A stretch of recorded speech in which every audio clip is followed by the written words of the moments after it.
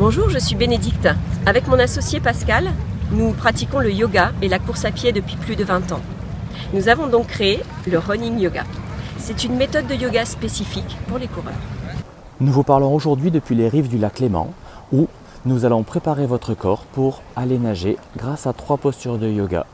Vous allez démarrer les mains dans le dos, retourner les poignets et tranquillement sur une expiration, rapprocher les omoplates l'une de l'autre, tirer les coudes vers l'arrière dans le but de remonter les mains le plus près possible des omoplates pour ouvrir le sternum.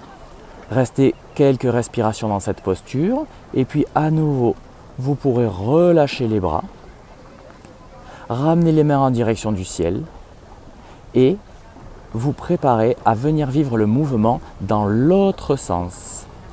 Les mains sont en contact, vous pliez les coudes et cette fois-ci, sur expiration, vous allez tâcher de hisser les coudes vers le ciel dans le but de rapprocher les avant-bras, descendre les mains en direction des omoplates et une fois encore, le secret pour cette posture réside dans le fait de chercher à rapprocher les omoplates l'une de l'autre pour ouvrir le sternum. À nouveau, vous restez plusieurs respirations dans cette position pour étirer, ouvrir, assouplir toute la ceinture scapulaire. Et lorsque vous en aurez assez, sur une expiration, vous pourrez quitter la posture et prendre un temps de récupération. Après avoir fait ce travail d'assouplissement des épaules, on va maintenant venir renforcer les épaules dans une posture ultra classique qu'on appelle le chandelier, que vous pouvez prendre de manière très intuitive. Vous veillerez tout simplement à veiller à ce que les coudes soient bien tirés vers l'arrière, à ce que les bras restent bien dans l'horizontale, les avant-bras bien dans la verticale, les doigts pointés vers le ciel, les paumes de main qui regardent les oreilles et le sourire sur le visage pour vivre cette posture le temps qui vous sera confortable. Lorsque vous commencez à devenir un tout petit peu inconfortable, sur une expiration, vous ramenez les bras à l'horizontale, inspiration immobile, expiration à nouveau, paume vers le sol et on redescend le plus lentement possible pour savourer les sensations dans les épaules. Vous allez donc maintenant délier toute la colonne vertébrale et le bassin en utilisant une petite posture de yoga au niveau des pieds. Vous allez expirer en amenant vos 2 pieds en direction du sol et inspirer, revenir au centre.